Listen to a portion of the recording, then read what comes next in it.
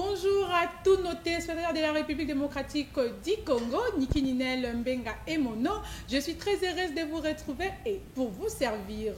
C'est parti pour découvrir notre miroir de la... Question sur les choses. Ah, les médailles et les trophées, d'abord je vais déplorer le comportement, s'il faut dire politique, ou le comportement des autorités de notre pays. Je déplore pourquoi je l'ai dit. Le pays, jusqu'à un moment donné, le pays ne sait pas récompenser ses enfants, surtout les artistes. Il n'y a pas des organisations qui existent, des organisations vraies, qui peuvent organiser, je ne sais pas moi, une manifestation, genre une remise de trophées, de brevets, de médailles ou de, je ne sais pas moi et tout, aux artistes qui ont peut-être mérité le pays, quelque part, et démissionnaire face à cela. Alors, raison pour laquelle je vais viser directement le ministère de la Culture et des Arts, où je salue maman Catherine Foura, notre maman, notre patronne, notre number one des artistes, qu'elle essaie un tout petit peu de songer à cela. Moi, peut-être si avoir des diplômes de mérite, oui, peut-être je peux avoir deux diplômes de mérite, 2 ou 3 diplômes de mérite, qui m'ont été donnés par des organisations privées, quoi, des organisations privées. Mais le pays en soi, le pays, je sais qu'il y a un nouveau gouvernement maintenant, je sais qu'il y a des problèmes qu'il faut remédier vite fait, mais qu'il songe aussi à cela. C'est parmi les priorités. Ça serait bien quand un fils du pays, surtout un artiste, fait quelque chose qui épate, qu'à la fin, le pays voilà, vient récompenser ces dignes fils du pays. Il y a plusieurs exemples à donner. Il y a beaucoup d'artistes qui sont en train d'émerger, que ce soit ici à l'intérieur ou à l'extérieur ou dans le niveau même international, qui sont en train de... Parce que je le dis souvent, les artistes, nous sommes les vrais ambassadeurs au fait du pays. C'est nous qui sommes les vrais ambassadeurs. C'est nous qui sommes le vrai miroir du pays. Parce que quand un artiste, quand Fally par exemple va jouer à Bercy, on ne voit pas que Fally, on voit la RDC qui vient planter son drapeau là. Quand Dauphin part jouer en Chine, on ne voit pas Dauphin la personne, on voit la RDC. Quand Rancia était allé au Parlement du Rire au Marrakech, c'est la RDC. Alors en revenant, le pays peut récompenser ces dignes fils ou filles du pays qui, après avoir fait quelque chose d'extraordinaire, qui après avoir excellé dans quelque chose, que chaque fin de l'année, que le pays s'organise sous le patronage du chef de l'État, sous le patronage du Premier ministre ou sous le patronage du ministre de la Culture et des Arts. Voilà, et on organise telle activité pour récompenser les fils du pays. Et qui sont ces fils du pays? Les artistes. Comme jadis, il y avait Ngoma Africa. Moi, excusez-moi, je n'ai rien. Au départ, je salue Ngoma Africa, paix à son âme, à l'odeur production Londala. Je salue même la famille Londala, que je connais personnellement. C'était, tu vois, le Ngoma Africa, non seulement le fils du pays était récompensé, mais le pays récompensait aussi les autres fils d'autres pays qui avaient aussi un impact au Zaïre à l'époque, Ngoma Africa. Après Ngoma Africa, j'ai vu, c'était mon Amboka de Paulin Mokendi. Je me demande, mon grand frère, si je peux lui lancer vraiment un message, où est passé mon Amboka? Qu'est-ce que mon Amboka devient actuellement? Qu'est-ce qui se passe, il y a Paulin? Qu'est-ce qui se passe avec mon Amboka? Donc, bref, des trophées dans les vrais sens, nous n'en avons pas. Le pays ne sait pas nous récompenser, sauf les privés. Voilà.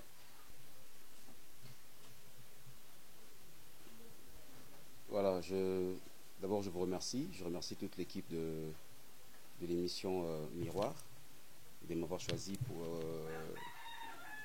comme étant modèle. Donc voilà, merci à la grande équipe, merci aussi à la chaîne Show TV. Merci de prendre la maladie. Alors, dites-nous un peu, qu'est-ce qui vous a motivé de faire ce que tu fais aujourd'hui comme métier? Ce qui m'a motivé, c'est premièrement, c'est parce que c'est inné. C'est depuis mon enfance que j'avais eu ce sentiment de faire ce que je fais aujourd'hui. Ça a commencé depuis l'enfance.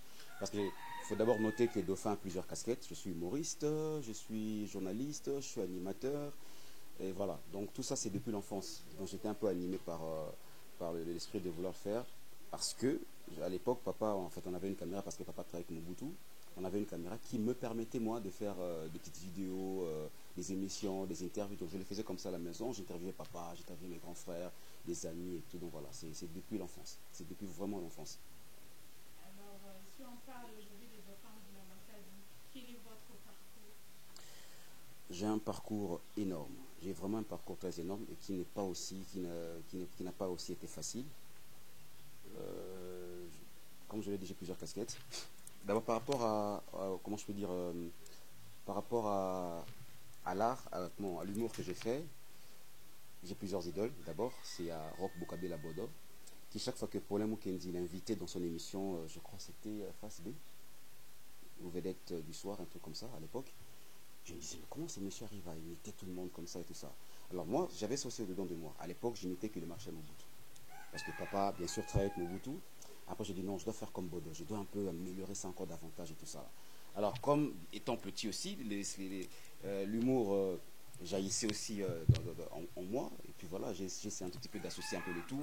L'humour et comment je peux dire, les imitations et tout ça. Donc voilà, ça donnait ce que ça donne aujourd'hui. Et puis, j'ai associé ça aussi à mon animation, qui a commencé d'abord à la RTNC comme étant caméraman. Mon souci était d'être beaucoup plus devant la caméra et non être derrière la caméra. Parce qu'à la RTNC, j'étais caméraman et tout. Après, voilà, quand en 2000, il y a un ami, Papy Luxion, qui vient me dire, voilà, il y a une pluie de chaînes privées. Alors, comme ton père est avec Mobutu, il y a aussi une chaîne des Mobutistes qui est née depuis Global Télévision, des Mamans Zouzou Mbombo. Je me suis dit, tiens, c'est une très bonne idée.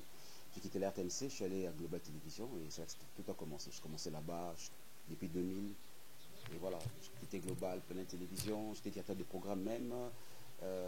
Molière TV, je suis passé à CBS, je suis passé à RTVS1 chez Papa Bœuf Musito, je suis passé à Kin 24 chez André Kimbuta, et puis voilà, là je suis à B1.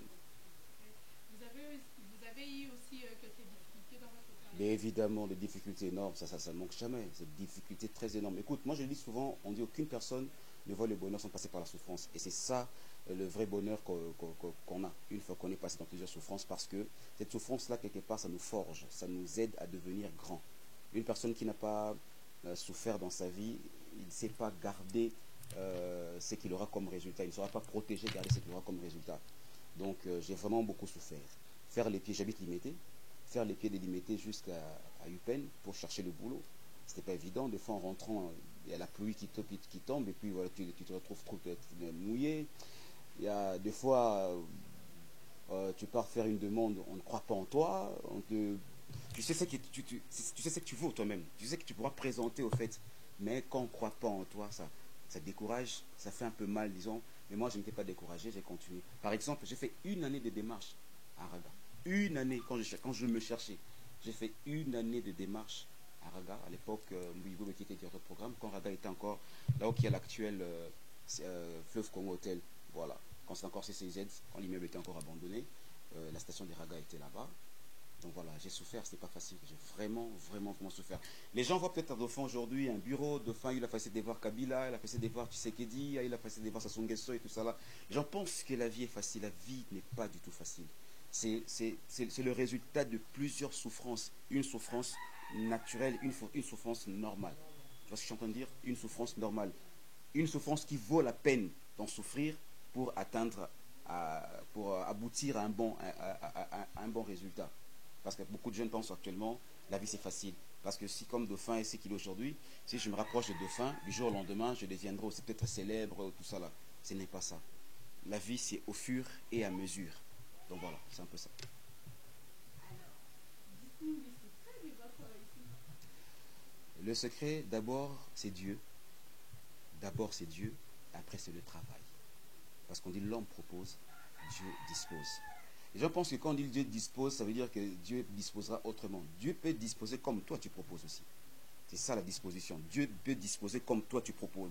Tu pars faire une demande, on ne croit pas en toi, tu sais ce que tu sais ce que tu vaux toi-même. Tu sais que tu pourras présenter au fait. Mais quand on ne croit pas en toi, ça décourage, ça fait un peu mal, disons. Mais moi, je n'étais pas découragé, j'ai continué. Par exemple, j'ai fait une année de démarche à Raga. Une année, quand je me cherchais. J'ai fait une année de démarche à Raga. À l'époque, Mbouigo qui était directeur de programme, quand Raga était encore là où il y a l'actuel Fleuve Congo Hotel. Voilà. Quand c'est encore CCZ, quand l'immeuble était encore abandonné, la station des Raga était là-bas. Donc voilà, j'ai souffert, c'était pas facile. J'ai vraiment, vraiment, vraiment souffert. Les gens voient peut-être à Dauphin aujourd'hui un bureau. Dauphin, il a fait de voir Kabila, il a fait de voir Tshisekedi, il a fait de voir Sassou Nguesso et tout ça là. Les gens pensent que la vie est facile. La vie n'est pas du tout facile. C'est le résultat de plusieurs souffrances. Une souffrance naturelle, une souffrance normale. Tu vois ce que je suis en train de dire? Une souffrance normale. Une souffrance qui vaut la peine d'en souffrir pour atteindre, pour aboutir à un bon résultat. Parce que beaucoup de jeunes pensent actuellement, la vie c'est facile. Parce que si comme Dauphin est ce qu'il est aujourd'hui, si je me rapproche de Dauphin, du jour au lendemain, je deviendrai aussi peut-être célèbre, tout ça là. Ce n'est pas ça. La vie c'est au fur et à mesure. Donc voilà, c'est un peu ça.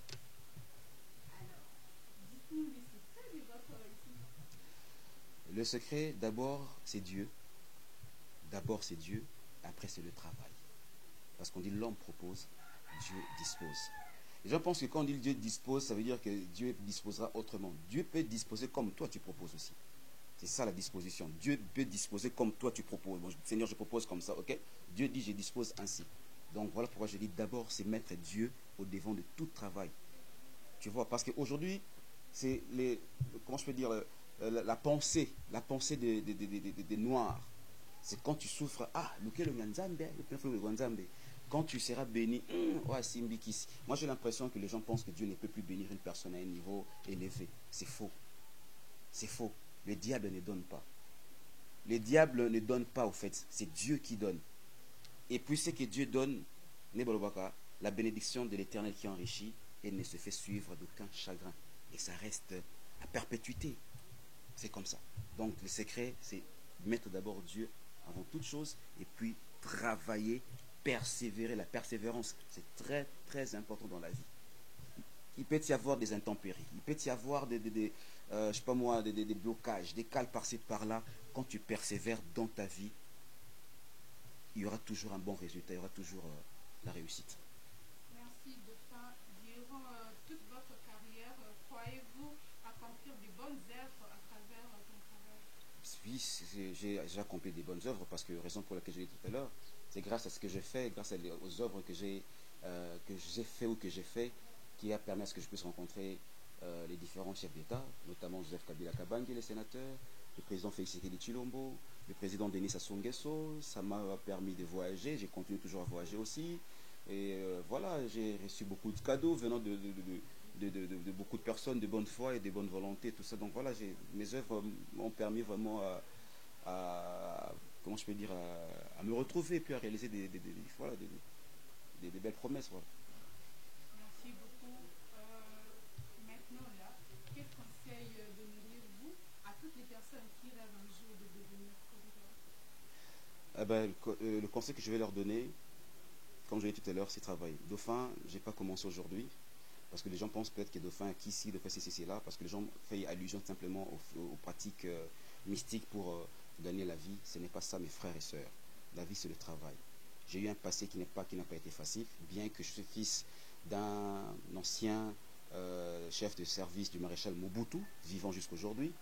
C'est vrai, jadis, on avait une très très bonne vie, mais en 97, quand Mobutu est parti, c'était la galère.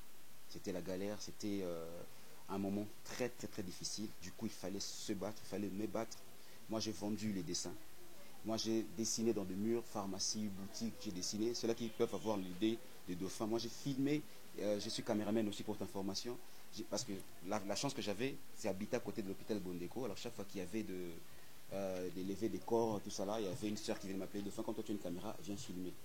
On a filmé Bembébélé, on a filmé Fetsi. Voilà, la vie n'a pas été facile. Il faut se battre. Il faut se battre. Même si j'avais plusieurs casquettes, mais ce n'était pas facile pour moi aussi. J'ai vraiment souffert dans ma vie. Alors comme j'avais cette persévérance, comme j'avais la foi que ce que je vais faire dans ma vie, je réussirai à le faire par la foi que j'avais. Et Dieu m'a accompagné même durant tout mon parcours. Malgré les intempéries, Dieu m'a accompagné. Et le résultat, voilà ce que ça a donné aujourd'hui. Et c'est pas encore fini. C'est pas fini parce que j'ai pas encore atteint mes objectifs. Donc, à tout le monde, la patience, la persévérance et puis la prière surtout, c'est ce qui est important. Mot de la fin, non, je vous remercie. C'est une émission qui est très importante. Voilà, pour permettre aussi à beaucoup de jeunes. Moi, je cible beaucoup plus de jeunes parce que j'en reçois. Ça, c'est mon bureau. Je reçois beaucoup de jeunes qui viennent demander. Il y a des ceux-là qui sont directs pour dire que mais ma vie se peut, l'accès se peut au Simba, l'accès se peut au Salaka. Pour se peut commencer qu'on est aujourd'hui. Alors, les émissions, pareil, sont des émissions qui doivent commencer un tout petit peu à éclaircir certaines histoires cachées au fait. Donc, je vous le demanderai de ne pas simplement vous arrêter à Dauphin. Il y a beaucoup de gens qui sont devenus des références aujourd'hui. Les Gezmawete, les Innocents, les Alèche, les Erebo, Voilà, il y en a plusieurs. Il faut leur aussi interviewer. De Show TV, coaché par les DTH Kabengele. En attendant les prochains numéros, portez-vous bien et au revoir.